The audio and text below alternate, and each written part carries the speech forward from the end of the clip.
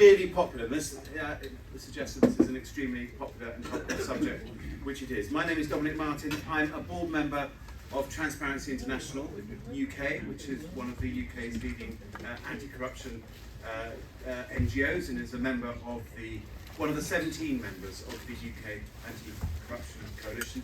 I'm also a former Liberal Democrat parliamentary candidate in the constituency of East Hampshire, where I narrowly, frustratingly missed out on being the 73rd MP in Parliament last year, but you know, who knows, these things can be rectified in future elections. Got a brilliant panel today. Rather than use up time me introducing them, when they speak I will ask them to say a little bit about themselves as we speak, because we've got only an hour this time, and I want to get through the panel and I want to give everyone in this room a chance to ask questions.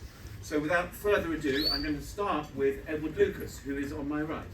Well, hello everybody. I was also a parliamentary candidate at the last election and failed to be elected by a spectacular, record bad margin.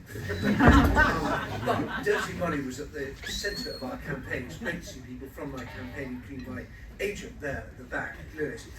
And we were constantly told by people, yes, we really mind about dirty money. It bites very hard when you don't know who your neighbour is, because it's a shell company. We're talking about central London here. And people minded because they thought it was bad for national security, it was bad for our national prestige, it was bad for national cohesion. But they said, in the end, Labour's promising to fix this as well, so we think we'll vote Labour in order to get the Tories out. And we can see how that ended up. Our worries about dirty money being a national security issue used to focus mainly on the kleptocracies of the East or the South. We now have the kleptocracies of the West to worry about. One of the huge changes is that whereas basically in the past we could see the United States as a problem, as an ally, very worried about company registrations and other things going on in the United States, but there was FinCEN, there were allies in Congress, there was an administration that most of the time was trying to help. That's all gone now. The Trump administration sees anti-kleptocracy or combat illicit finance as a problem. It's part of the global woke conspiracy against America, so they're getting in the way of that. And of course the other countries are still making hay.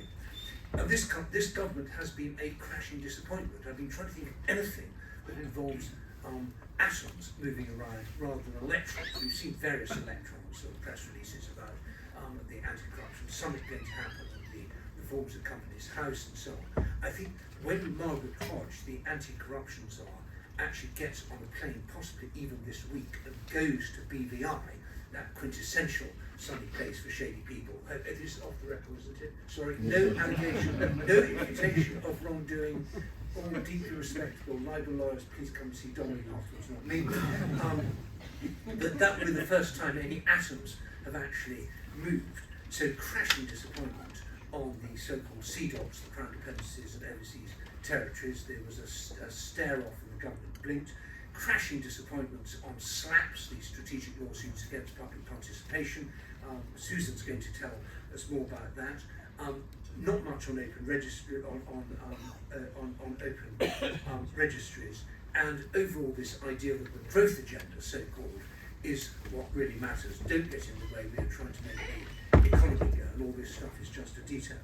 And of course that's exactly the wrong way round. It's kleptocracy and illicit finance that chokes growth just as it corrodes our national security, and also frays cohesion. It makes people think that this economy, this society, this country is run by crooked, dodgy insiders for their benefit, and we on the outside have no say. And that's the kind of alienation, frustration, which feeds reform. So this is a terrible threat to our democracy, both externally and internally. I'm so glad that there are much better informed people, both in the audience and on the panel. If you don't already follow the Anti-Corruption Coalition, it's absolutely brilliant. It's the most important force for good in this country after the Federal Policy Council and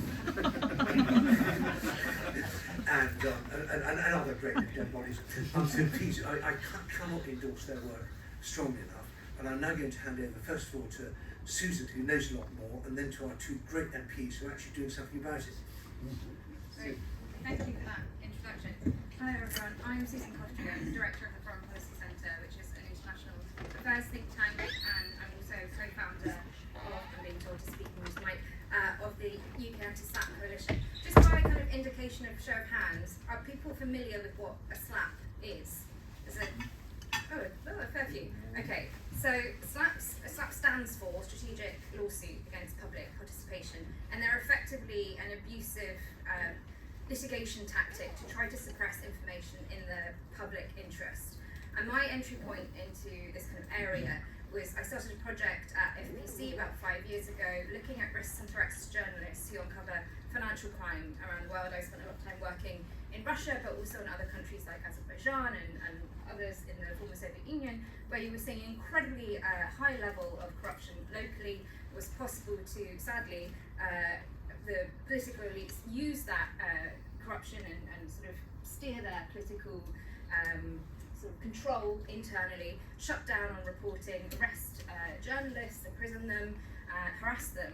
But what was very interesting was this phenomenon of the cross-border threats that were being made against journalists who were reporting on that corruption but outside of the country. So one of the first things we did was we conducted a global survey with 63 journalists uncovering financial crime and corruption in 41 countries around the world. And it was very illuminating. One, which was that 70% of the journalists who responded were facing some kind of threat and harassment regularly. So the whole gamut of online harassment, stalking, physical attack, all the rest of it. But the greatest challenge, the greatest existential challenge for them to be able to continue their work were legal threats. It just fundamentally meant that they couldn't continue, they couldn't fight the legal threats and be able to continue their reporting. And very sadly, the leading international source of those legal threats was the UK. And that was almost as high as those coming from Europe and the US combined. So for us, that was a massive red flag as to why is the UK this hotspot? And I think the answer is actually kind of a dual nature of it. It's a hotspot for the dirty money and the legal and financial services that's facilitating that money and the money that ends up here. But it's also a hub for the services and our, what should be very proud of legal system. But unfortunately, those that are willing to misuse it and use the threat of legal action to suppress information in the public interest. But actually, I will focus my attention on SLAPPs, but I have to say this is a much wider ecosystem because it's also PR firms, it's also private investigators who are working kind of in hand in glove to deploy these type of threats. So just to maybe briefly explain, part of the reason that they work so effectively is because of the length of time and the expense it costs to defend against a case. So even if somebody, whether they're a journalist or a whistleblower, tries to defend and believes that their reporting is correct and right and they would love to defend it, the fact is it takes years, not months, to get to a point where there would be a trial for defamation, which is not the only claim that's used for SLAPPs, but it's a common one. To defend in the UK, a case to trial is usually 3 years and a minimum of £500,000. And even early hearings cost 25 to 50,000, and that's, media lawyers have told me that's a conservative estimate.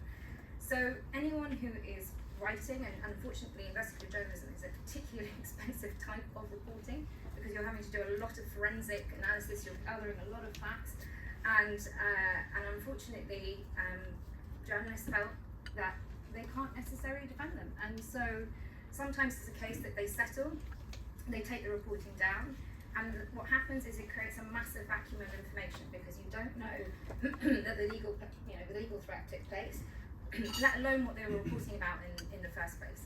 So the opportunity for redress to not happen, for law enforcement agencies not to get that information is huge and very unseen. So I just say, there have been legislative and regulative progress in the last few years, but actually I think the biggest success of the UK Anti-SLAPP Coalition thus far has been surfacing this information, and for more and more investigative journalists in particular actually speaking out about the fact that they're getting these threats. And I think what's very interesting is often when they do go public and they push a challenge back, it goes away, it falls away, because there isn't actually the substance behind the claimant to take it forward. I'm conscious that I'm trying to explain quite complex legal stuff in a very short space of time, so I'm just going to do one example which is quite close to me because I worked quite a bit with Azerbaijanis and Azerbaijani civil society. But I don't know if anyone here has heard of the Azerbaijani laundromat. It was a massive kind of slush fund money laundering campaign where 2.9 billion was funneled outside of Azerbaijan, and this is about 10 years ago, through just four UK shell companies. And the journalist who was involved in leading the investigation on the ground was a journalist called Khadija Ismailova, who was arrested, imprisoned, spent several years in prison, and has faced all kinds of forms of harassment beyond that.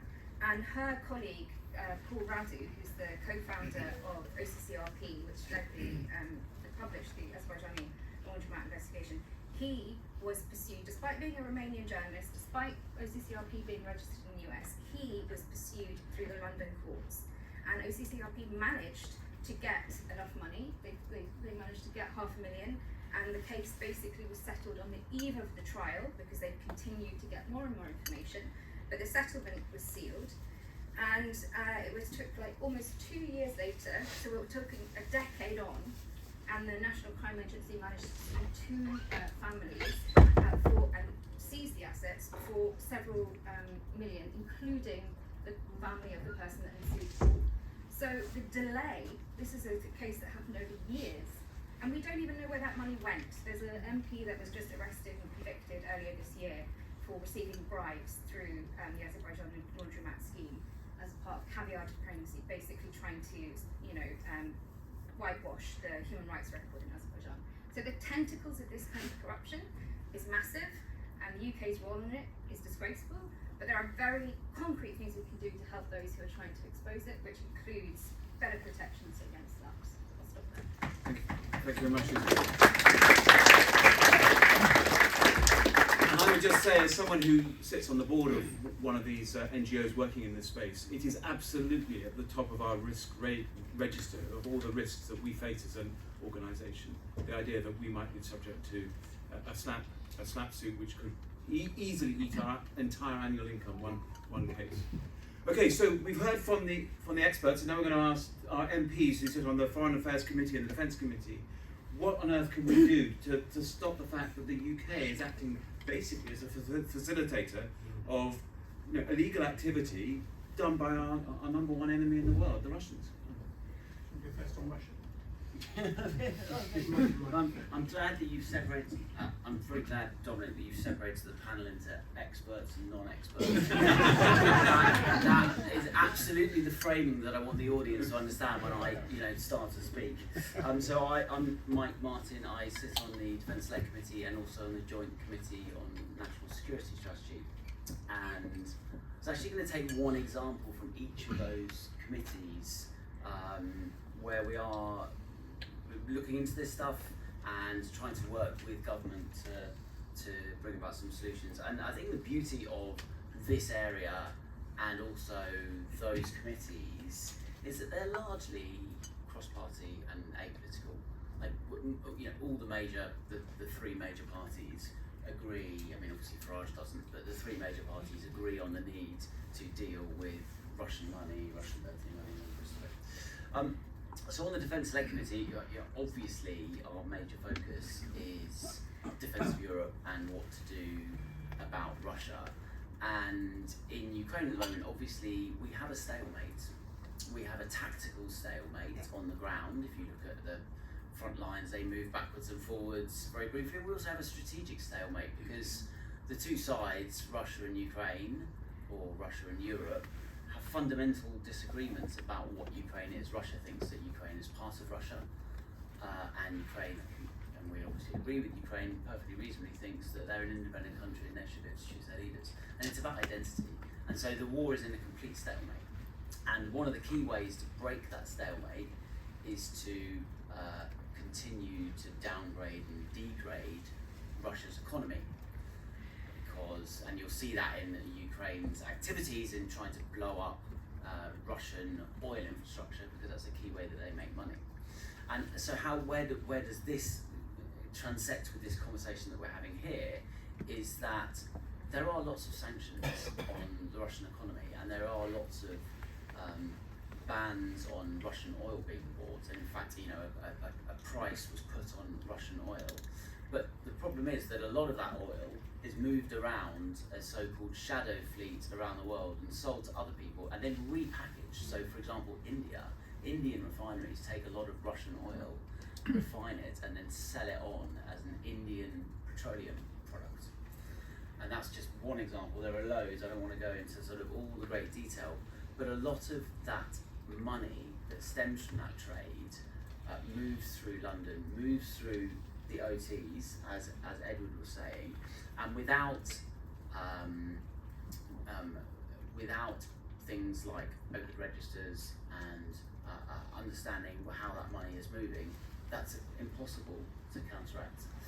And Helen Maguire, who is the Lib Dem defence spokesperson, is doing quite a lot of work on the insurance side of the shadow fleet, because the shadow fleet finds it quite difficult to get insurance. Obviously, the City of London is one of the main areas, or is the centre of maritime insurance in the world. So the more routes that we can close off, and it really is a kind of a whack-a-mole. You put in place, you know, one set of measures that say, you know, stops those ships being insured, and then you find that they travel without insurance, then that creates ecological problems. And so then you know, you're constantly fighting a battle, and Helen is kind of on the front line of that, just trying to keep making those arguments and move that on. And it's also something that we try and highlight as much as possible on the Defence Committee. So on to the Joint Committee on National Security, and one of our, so we tend to look at obviously national security, the strategy that we pursue, but we also look at things that fall into the cross-government space when it comes to national security.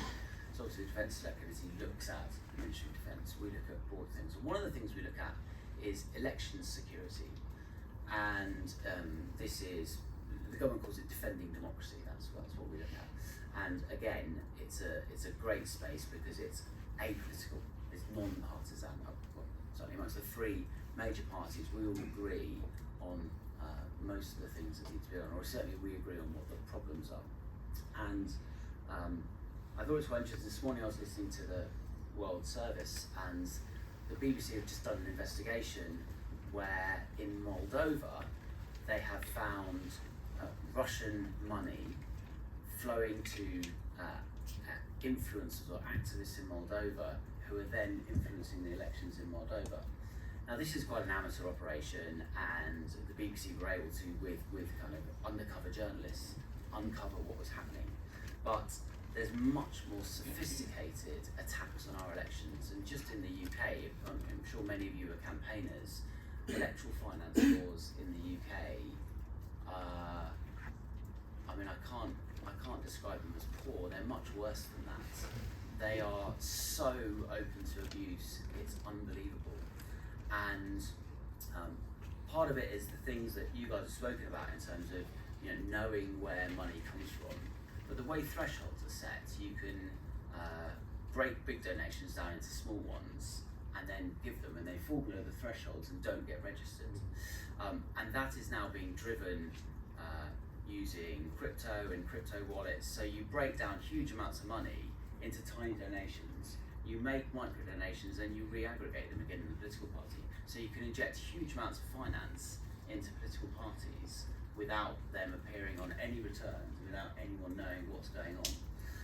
And I liked your distinction between atoms and electrons. So in the election space, the government will be bringing an elections bill to Parliament. They published a strategy in July that looks at some of these measures and how to keep money that we can't identify. That's really what it is. When it comes to elections, it's money that we can't identify as source, which, you know, in the context of this discussion means there's a lot of dirty money in our politics and we don't know where it comes from.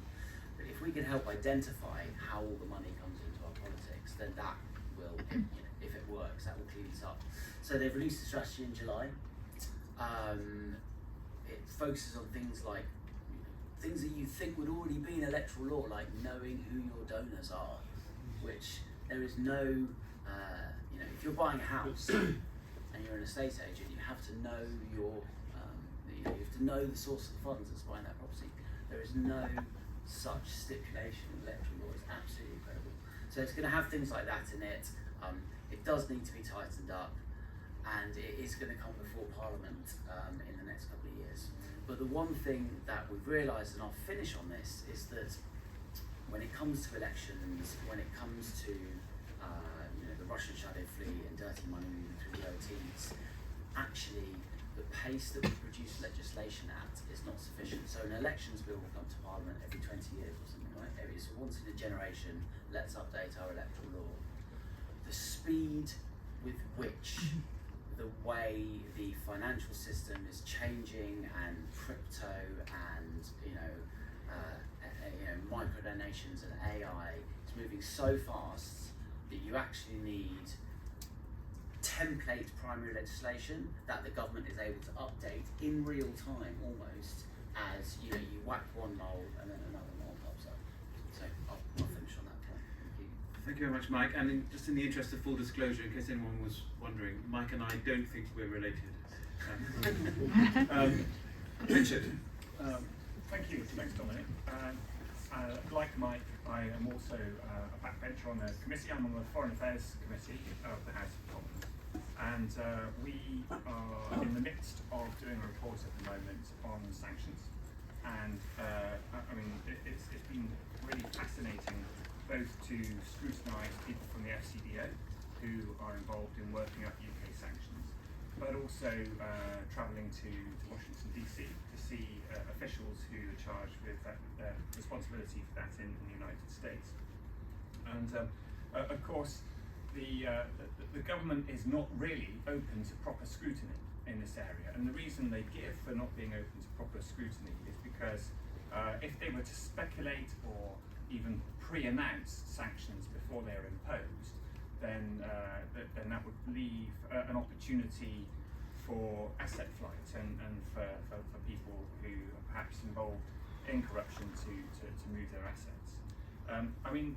Yes, it is obvious to me that is a very good reason not to pre-announce, but as a sort of backbench parliamentary MP charged with scrutiny of the executive, my feeling is that there has to be a way for Parliament to scrutinise government about sanctions, and whether we are seeing a government that is doing all that it could to work on anti-corruption. I just wanted to comment on one or two things that others have said. Edward, I was gutted that you didn't get elected to Westminster and City of London constituency earlier this year, because I think you would have been a real thorn in the side of the government around anti-corruption. I have challenged your Labour counterparts in Parliament, not least last week around electoral reform, and I think that there is just plainly so much more that needs to be said that I'm sure you might have an opportunity to speak on in the future. In particular, the point about the anti-corruption cell and the British Virgin Islands. There was an inquiry into corruption in the British Virgin Islands 4 years ago. Fascinating to see who was advising that anti-corruption investigation. I'm a Devon MP, and the MP for Torridge and Tavistock, Geoffrey Cox, declared £500,000 in earnings in 2021 for his advice to the Independent Commission of Inquiry into alleged corruption in the BVI. Now, if he had been doing that role in his capacity as an MP, if he'd been doing that role pro bono, I think I could have probably felt comfortable that he was fulfilling his responsibilities as a public servant. But I think the fact that he earned more than, in fact it was more than £700,000 for advising the inquiry stinks. And the fact that he has spoken only 4 times in 4 debates in Parliament since he was elected last July 2024, is absolutely rotten to the core. On strategic litigation against public participation that Susan talked about, it was a pity that the Labour MP Wayne David's private members bill fell at the end of the last Parliament. But since then, we have seen, well, in fact, it was in 2023 that we saw some aspects included in the Economic Crime and Corporate Transparency Act. Those measures only relate to economic crime, whereas SLAPs are about so much more than economic crime. And we're not seeing any provisions at the moment in law that silence, we're not seeing any provisions that mitigate the silencing of critics, of journalists, or of activists. So there's still much more to do in relation to SLAPs. I mean, Mike, on your work on the Defending Democracy Task Force, I wholly agree with you, that this is a cross-party issue, and there are indeed advocates in other political parties. But I do think, as Liberal Democrats, we are absolutely alert to this, and I think our antennae are up on this subject.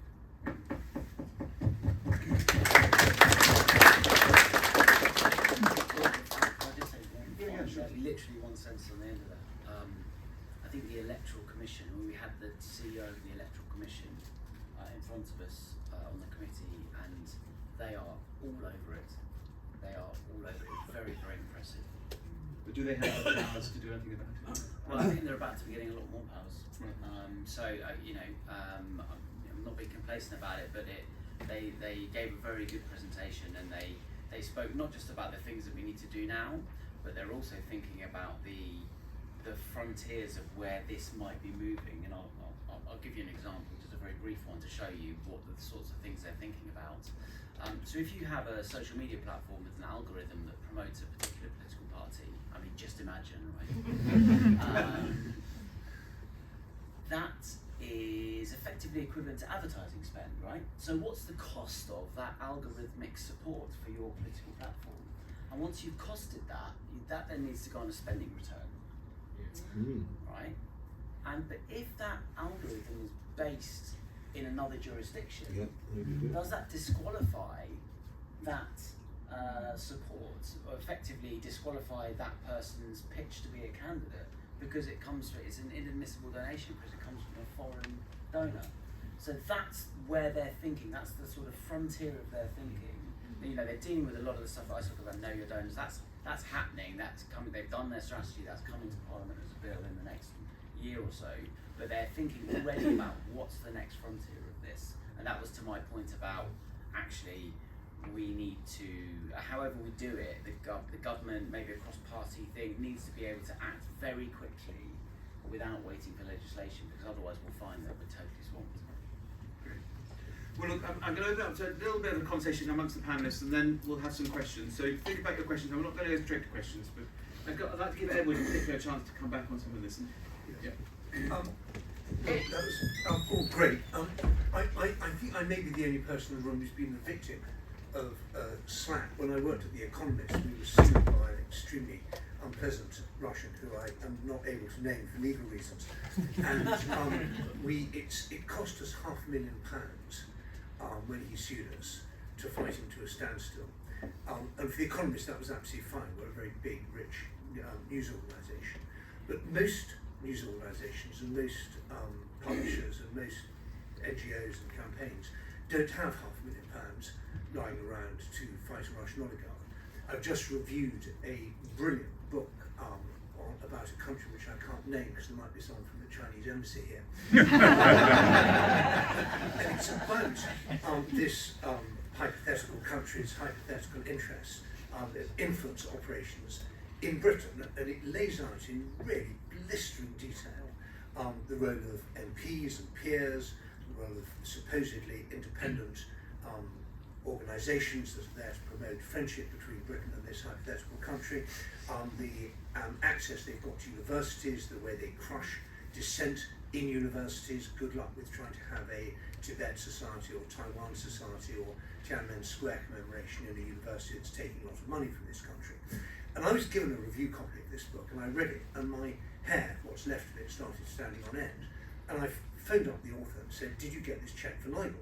And he said, "No, should I?" And I said, "Yes." And I then phoned the publisher and said, "I see the head of libel at The Economist. I think this book is brilliant.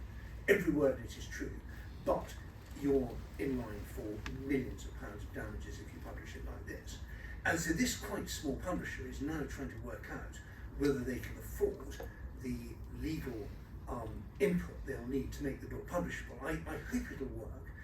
There are wonderful rich people around who will actually bankroll these things. John le Carré, the late John le Carré, was friends of an author who had a book which was unable to come out because of the rival. And John le Carré gave the author a blank cheque signed John Cornwall and said, take this to your publisher, I'm good for the first 100 million. Armed with that, the publisher said, okay, we're going to publish.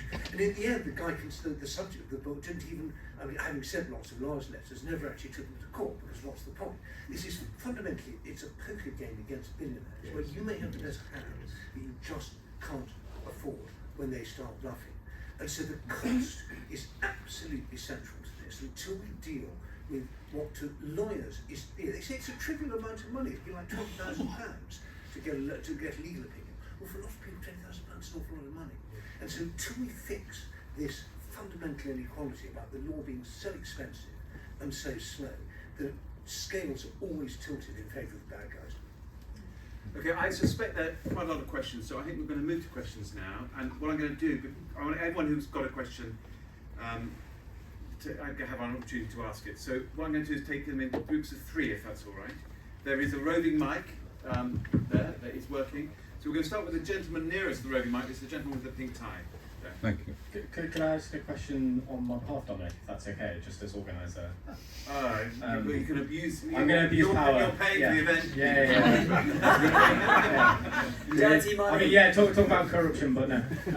So I just really wanted to hone in on a few issues here, if that's okay. And apologies, Dominic. When we organise these events at party conferences, corruption is, we really figure out that corruption is such a wide issue. I mean, we've touched on so many issues here. We touched about MPs acting with impropriety, off their own backs and MPs' second jobs. We talked about the national security issue of dirty money flowing around London, and we've talked about the threat to investigative journalists and how we can uncover these proceeds. And I really just wanted to emphasise and push that I think the Liberal Democrats can move into a really positive space here, because it all comes down to defending democracy.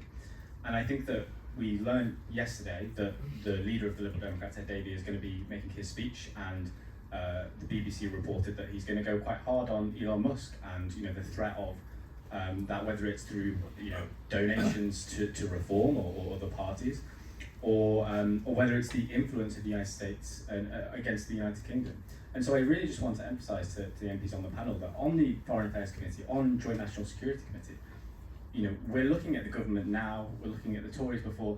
It really is the Lib Dems that could be a really strong player here. I think it's a really valuable space to be moving into. So I just wanted to abuse that position and pass on that remark. Thank you. Excellent. Thank you, Peter. Dinesh Taneja, I just want to give you some figures. In November 2022, foreign exchange reserves of Russia were at 436 billion.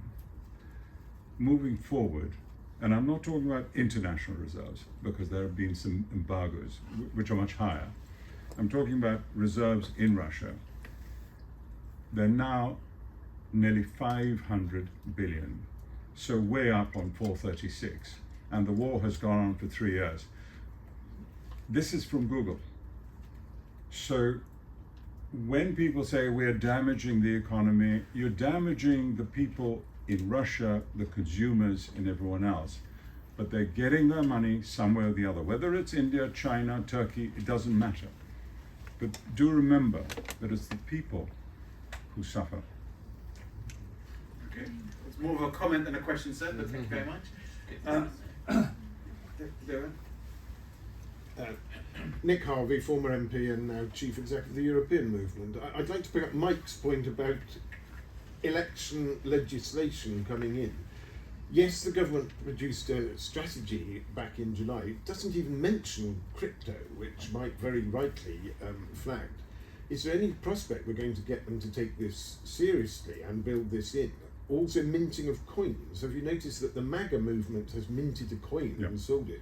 Nobody really knows who owns them, and like crypto, it's all very, very untraceable. And the third bit is the unincorporated associations and think tanks who take money willy-nilly and don't have any of the restrictions that a company would. Are Labour actually alert to this? Are they serious? Because if they don't deal with this quickly, Reform is going to have amassed a war chest of Russian money or Russia via the US. It will be so vast before these legislative changes come in, they'll have already got themselves in fighting shape for the next election. Thank you, Nick. We'll take one more question before we go back to the panel. The gentleman here standing, doing the standing questions first, and we'll go to the floor. Hi, Paul Cook from the One Campaign. As you know, earlier this year the UK government cut the overseas aid budget, and they've been saying whatever we think about that, right or wrong, they've been saying that means they've got to use what are the other levers we've got to help with international development, and illicit finance is one of those levers, and asset return, recovery and return. As you know, there's meant to be a illicit finance conference spring next year. Still not quite sure if that's happening or not. Assuming it is, what is the one thing the government could really meaningfully do to progress this agenda at that conference? Okay, let's give the panel a chance to respond. Who would like to go first? Shall I just do Nick's point? Yeah, when you directly to me. Hi Nick, I actually sit with your successor in North Devon on the committee as well. Ian's a great guy. So, unincorporated associations is going to be included in the legislation. So I think they're onto that. Crypto, absolutely right, was not in their strategy. I recommend if you haven't seen it, have a look at the committee, look at the video from the committee, because that's what we spent most of the time talking about, the fact that crypto was not in the strategy. And as I said, I think this space is relatively consensual. I think the government does listen. We are going to be producing letters and reports on that, so I think there is still time to get crypto in there. The problem with crypto, I mean, I'm sure as you know, but just for the wider audience, crypto on its own, technically, because it has a ledger, is perfectly traceable. However, if you move stuff into crypto, out of crypto, into this coin, into that wallet, and wallets are numbered rather than names, and then you split it into micro donations and then re-aggregate it again, you're perfectly able to effectively disappear money and then reappear it again in bank accounts, political parties, and it's impossible to tell where it's come from. So yeah, we have picked that, we have picked that up and we are pushing it. The final thing I would say about one of Reform's tactics at the moment is, so you have a media organisation that happens to pay a prominent politician £900,000 a year. Now, where does that media organisation, and that politician is paid to be a presenter or whatever, so that's effectively a donation for work in return, and it's declared, it looks like a job, but where does that media organisation get its money from? Because it's a loss-making media organisation, but it's paying a £900,000 salary to a prominent UK politician. So that's effectively a masked donation. So how you treat that as well is another huge problem. Edward, Susan, you want to talk about what's the one thing you'd want to see from the illicit finance? So first of all, this point about the Elon Musk is absolutely central. I mean, the US government is becoming the political wing of big tech. Yeah. And they have very clear commercial interests here. It's dressed up with a lot of talk about free speech and saving Britain from Muslims and migrants and wokery and so on. But in the end, what it's about is using us as their unsinkable data centre for Europe. And we used to be seen as the unsinkable aircraft carrier for the United States, now we're the unsinkable data centre. And so we're absolutely right to take that head on. And no other party will. The government can't, because they can't afford to pick a fight with the Americans.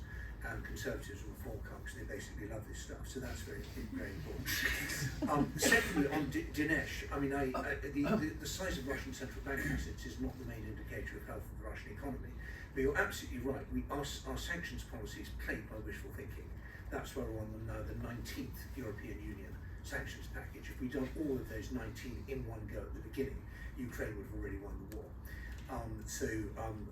I think these sort of nibbling sanctions in the way are worse than no sanctions at all, because they just give the sort of Russians practice in how to get around them. On the conference, I mean, the symbolic thing, which would be great, would be to actually deal with that 2.5 billion sitting there in trust from the forced sale of Chelsea Football Club. This is an astonishing national scandal. We forced Abramovich, quite rightly, to sell the football club. The money has been sitting there, and the government lawyers can't work out a way of getting hold of it and putting it into its what the trust deed says for victims of the war in Ukraine. So that is a kind of big flashing light, but don't take it seriously. If I was going to have one sort of a single rifle shot legal measure, I would say that you cannot have a contract is not enforceable in English law unless the beneficial ownership of both parties to the contract is clear. And that would drive a stake through the heart of this entire business of dodgy Scottish limited partnerships, offshore this, and trusts that, and so on. All fine, do whatever you want, and you're welcome to go and settle your disputes in some other country. If you want to settle them in Britain, we want to see living, breathing, carbon-based life form behind. Now, there's an immediate human rights challenge to that, but likely to bring the human rights challenge, you'd have to appear in court as a human being. So there's, I'm sure That would others. mean the Conservative Party couldn't form any contracts. I defer to my. I think there's plenty more to say, but I'm going to let other people say it.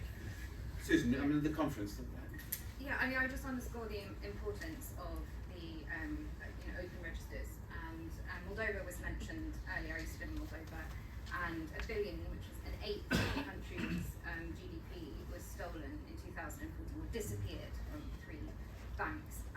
If you know anything about Moldova, you will know it's Europe's poorest economy, and that kind of theft leaves a country incredibly vulnerable. I think how vulnerable has only become more and more apparent since Russia's full-scale invasion into Ukraine. But there were journalists working, trying to trace where that money was going when it crossed out of Moldova, and time again they just came up against brick walls basically, because they couldn't find out where it had gone with the shell companies. All get information actually from UK law enforcement agencies. They were asking for information and they weren't getting it, and they were also, when trying to make applications for information, being asked to pay money to get information. So I think the Illicit Finance Summit, there's many priorities. I really hope it goes ahead, but the transparency and accountability and the UK's role in having these overseas territories with closed books and everything, that really needs to be a key priority.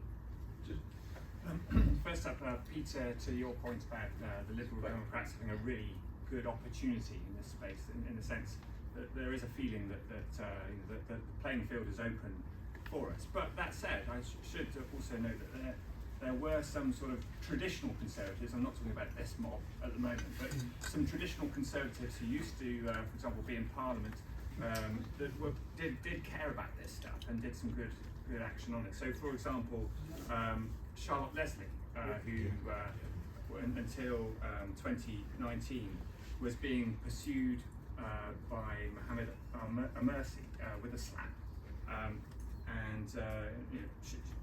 she alleged that he was seeking to take over the Conservative Middle East Council, and he carried out this slap on her in an effort to silence her, and she very bravely fought on. Incidentally, since then he sent his autobiography to I think every sitting MP, which sort of sets out why he's in the clean, and it's all her made up story. Didn't send it to me. You'll be on the pale. Dinesh, your point about sanctions affecting people, I think is a really good point. And actually, we go back to the 1990s here, and the effect that economic sanctions had on Iraq and the Iraqi people was really quite staggering. We found afterwards that it sort of made very little difference to those in charge in Iraq, but it definitely had a very seriously grave effect on the people of Iraq. And it can sometimes cause people to rally in support of their corrupt government if we get economic sanctions wrong.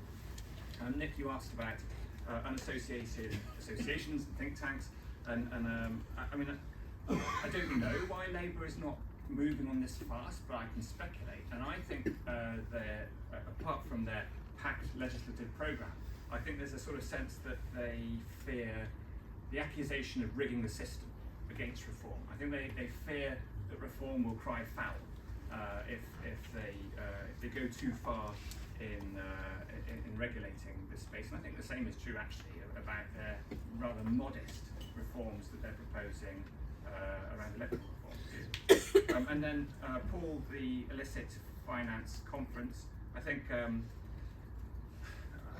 we've seen international development spending fall from 0.7% to 0.5% to now respectively 0.3% of GDP in the UK. And it feels to me that while we can't make up for all of that by using money, illicit finances that are seized, we could go some of the way, and it tells a really good story. I mean, the damage to soft power has been quite immense by the decision by the British government to cut international development spending so rapidly and by such a large proportion. So I think potentially hypothecating that, ring fencing it for international development when we seize assets could be a good thing. All right, next round of questions. We're going to do this side of the room first, and then we'll do that side of the room. So, gentleman here with the glasses, is he?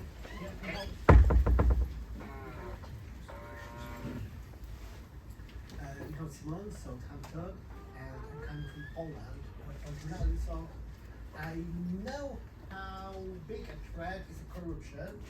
The last 10 years we had kleptocrats in my country of origin, but I can agree with Mike Martin and his first statement that all big parties support anti-corruption agenda. It's, from my perspective, it's not true. The relation between laborers and the unions is corrupting. We can't control money and the influence coming between these two parts, and it is corruption what they do in reality. And the conservatives are corrupt as well.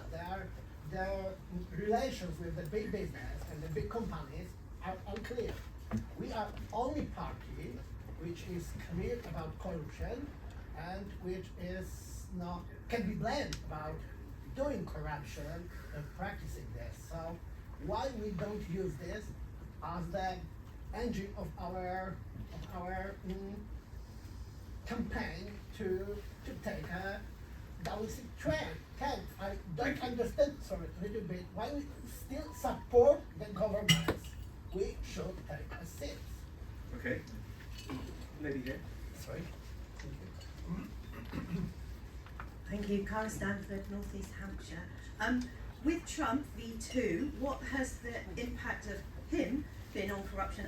I'm really interested in where the panel think, what have we got to come as a result of him? And Jonathan? Thanks. This is a really political question, both for the UK and for the Lib Dems. As we sort of think about reimagined international relations and alliances, is there an opportunity both for the UK, if we can get our own house in order, to kind of build alliances based around defeating corruption? And as Lib Dems, who tend to have restricted ourselves to international allies who tend to be very small opposition parties, with a few exceptions, that maybe we could reach beyond the traditional kind of liberal boundaries by finding allies amongst people who are fighting a fundamentally liberal cause of anti-corruption to build our own international support, but also for the UK to build new international alliances. Do you mean between different political parties, or just to clarify? Yes, so for the Lib Dems, between the political parties, and for the UK with different countries. Okay. Who would like to go first?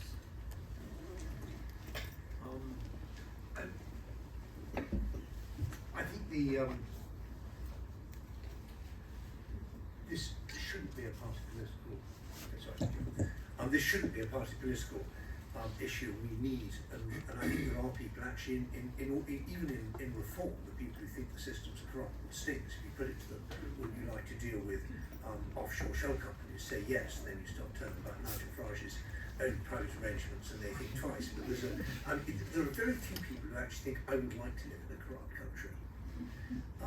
And once you put it in and you explain it, in the end it makes dodgy rich people richer and everybody else poorer and less free. It's a good argument to make, and I want us to be in the lead, but I don't want us to be the only party campaigning on that. On Trump, I think that the key thing probably we will be worrying about is unregulated crypto, which is part of the Trump family's empire, and big tech's interest in destroying any obstacle on copyright and on privacy. and they're dressing this up as a free speech thing. But I think they are basically corporate, and I've had dealings with the big tech companies in my think tank work on countering disinformation, and I've come to the conclusion they're all corporate psychopaths. I hope you enjoyed the book launch. Maybe just say a few things about Trump, although I'm sure there's probably more than a few to say. In terms of corruption, I mean, the US has had traditionally this role sort of as the world's sort of policeman, and taking a lead on a lot of corruption investigations worldwide.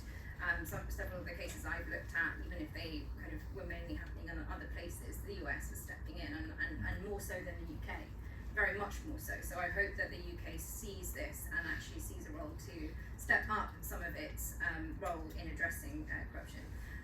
On media, well, I think we all know Trump's attitude towards the media, but he has been really flexing his muscles in terms of suing the media in the last few months. He's always, this isn't new, but he's really scaled it up, and he's managed to force out quite heavy payments already from a couple of large media organisations which really decided it was rather better to just cave in rather than actually fight it, even though I think several of them had absolutely the ability to. The last part is about USAID closure, because that's going to have a massive impact on civil society around the world, including those who are fighting against corruption.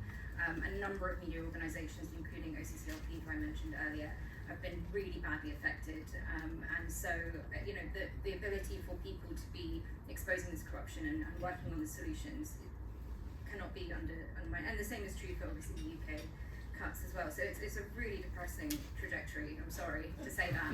However, there are some very good things that we can do, and I'll maybe just take a moment, because Richard mentioned the ECTA provisions that relate to SLAPP that were adopted a couple of years ago. And it is fantastic that SLAPP is recognised in UK law for the first time. That's a good thing. However, I'm really sorry to say that those provisions are going to do absolutely nothing. Not just because they specifically relate to economic crime, and it's so easy to sidestep that. You just make the claim about something else, even if the case is about economic crime. I mean, many of the cases we think of, like Elliot Higgins, who was sued by Yevgeny Prigozhin, it wasn't about corruption, it was about whether or not he was the head of Wagner. Some of Catherine Belton's cases weren't specifically about corruption. So they're not going to be very helpful. The private members bill that was going to come through would have been much better, and I'm sorry it fell away because of the general election, and it would have repealed the provisions in ECTA anyway, because it would have replaced them. There's no reason that the government's not bringing that forward. They keep saying all the right things, they say they're going to do it, but we've seen no progress, and I think it's a real space that the Lib Dems could be pushing really hard. And why are they not bringing that forward? It should be in the next King's Speech, and it costs nothing. Delightful. A bill that doesn't cost anything to implement. Except for libel lawyers. Except for libel lawyers, who maybe have an outsized influence here. But I think we, as a collective, we could push back against them. So, and some of the libel lawyers are starting to feel the heat. I mean, just in the last couple of weeks, partner of Carter Rock, a very well-known, prestigious libel firm, notorious, is currently facing disciplinary hearings, and interestingly, was pushing for anonymity in that hearings. I'm pleased to say there was a civil society effort that pushed back against that. Now the hearings will be heard in public. That related to OneCoin, the cryptocurrency scam, swindle affecting millions of people all over the world. And I'm absolutely not prejudging any of the hearings, but it's interesting that Carter Rock not only sent letters to people who were trying to expose it, but also to the Financial Conduct Authority. And there are letters that go out to our institutions, not just journalists. So I think, So we heard there's no one from the Chinese embassy or from Carter Rock in the audience. I hope you mispronounced there exactly. Different spelling. So Richard, do you want to pick up the two political questions that came? Yeah, sure. Well, I think to you, sir, because you obviously addressed your comments to what I said. I think specifically what I was saying was in tackling, Russian shadow fleet and insurance, all parties are united, and then also when it comes to defending democracy on the things like crypto, I think we're all united. I mean, I take your points about unions and big business and stuff, and yeah, I wasn't defending that. I think the biggest thing for me about Trump is actually the norms is change the norms around it. You know, I'm not a kind of normative guy. I think power is important in the international system, but norms are also important, and we need to certainly change those. Finally, around building alliances around anti-corruption, that was a really good point. A couple of weeks ago, I launched a report called Rules Britannia with a think tank called Global Nation. I can recommend that you all read it. And we launched it cross-party, so me, Annalise Dodds from Labour and Andrew Mitchell from the Tories, and it looked at what the next generation of UK foreign policy looked like. And one of the arguments that we made was actually that the UK might be better suited now in building a middle power alliance that focused on problems that it could solve and reinforce the rule of law, because we live in a world where actually the big giants in this order are all breaking the rule of law all over the place, and I think anti-corruption might be one of those strands in that middle power alliance. So the title again, so people can find it. Rules Britannia by Global Nation. Richard, do you want to come in? Just quite quickly, because we've got one or two questions. Happy to brief. To the first question about Poland, I think it's a really good point. I thought the by-election that Helen Morgan fought in North Shropshire was such a brilliant win for us, because there we were exposing the corruption of a parliamentarian who had been using his parliamentary office for personal and political gain. And so to the second question about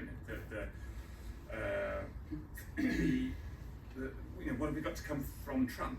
Cara asked, and I fear that what we've got to come from Trump is more appointment of political donors to political parties, more appointment of them to public office. We've seen this already with Trump.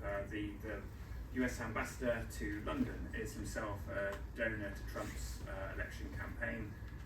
And to the third question about international alliances, I think absolutely. But the British government is searching around at the moment for new aspects to the UK-EU reset. And despite not having done all the things that they pledged they would do last autumn, they're scratching around for what else they might do this autumn. So I think this would be this sort of anti-corruption component could be a really good thing for the UK-EU reset. Excellent. Helen's by-election was very important, but so was Richard's, because he replaced someone who got lost on the internet when looking for tractors. All right, last set of questions, this side of the room. Two there next to each other. Hi, Joe Wright from Tax Justice UK. In November, there's a new round of UN tax convention negotiations, so could I have your thoughts on that, please? Thanks. Lewis Brooks from an NGO called Safer World. With UK defence spending on the rise and the opportunities for the private sector in that, do you have any corruption concerns in how that pans out? Okay, and maybe quickly down here, two down here, and then that will have to be it, I'm afraid. I'm so sorry. Thank you. Alistair Calder McGregor from the Federal International Relations Committee of the party. I'd just like to have the opinion of the whole panel on where the divergence from between British legislation and EU legislation is opening loopholes for corruption, not only in Europe but more globally as well. And just behind you there. Andrew Smith from East Hampshire. I'm a former professional in the lawyers market looking at compliance and money laundering and corruption issues. Does the panel think that the UK legislative framework is sufficiently powerful to deal with the issues that you're talking about, both in terms of the teeth of the legislation and the speed with which the court system and the investigation system may work, and what can we do about that? Thanks, Andrew. So I suggest we don't all try to answer every question, just pick one of those ones that you're interested in. Defence spending, excellent. I'll take the UK legislative framework. Okay. Sure.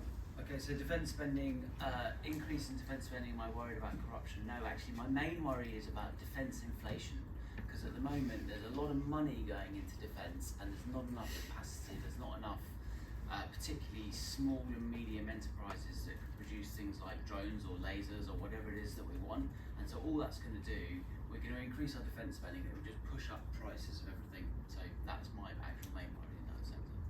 Richard? On the gaps in our current legislative framework, we've rehearsed already the strategic litigation against public participation. But in particular, what was wrong with that private member's bill in February of 2024 is that it would have required the lawyer to infer the state of mind and purpose of the person filing the case. And what we were calling for at the time as Liberal Democrats was an objective test rather than a subjective test that required inferring the mind of the person filing the case. I'm really sorry to do a live fact check. Okay, go for it. And I will remind it was with his help that we actually managed to get the private members bill amended so that the objective test came through. So it was actually going to be better than the economic crime. But what you're talking about right now is what exists in ECTA, which is so problematic. So we do really still need to push the government on that exact point. So. I think compliance has actually been a huge failure. We've created this vast box-ticking apparatus which provides a lot of jobs for people, and perhaps that's not bad, but it slows everything down, and the bad people just find ways round the compliance system or pay quite a lot of money to do it. So I think we need to approach the problem differently with accountability for principles. If you get this wrong, bad people have laundered money through you, you end up losing your job and going to prison. And saying you tick the boxes isn't a defence. And on the defence thing, I'm worried about defence inflation. I'm actually working to set up a defence bank at the moment, which would be a sort of European bank for defence, and we are super focused on corruption and particularly applying very tough standards to all the contracts that we will finance in order to get rid of it's not exactly sort of brown paper envelope corruption, it's more let's agree that this tank will have yellow wheels because we've got lots of yellow wheels in stock and you'll sign off on this because we'll give you a job later on. So it's a kind of much softer kind of corruption, but the result is you get bad, slow contracts, and we live in a time when we need things to be much quicker and better. Okay, I think we have to end there. We didn't cover the divergence point, but I think the point about ECJ, so that is a terrible, but the ECJ judgment has given people the right to use privacy as a shield, as an anonymity shield, and that was a terrible step backwards in the EU, which had previously been much more helpful. But the basic point on the divergence is when divergence starts appearing, there are bad actors who will arbitrage between different systems. So it will happen, and we need to be vigilant. Ditto with the tax conventions, to be honest. We do need to really keep an eye on what's going on in that space.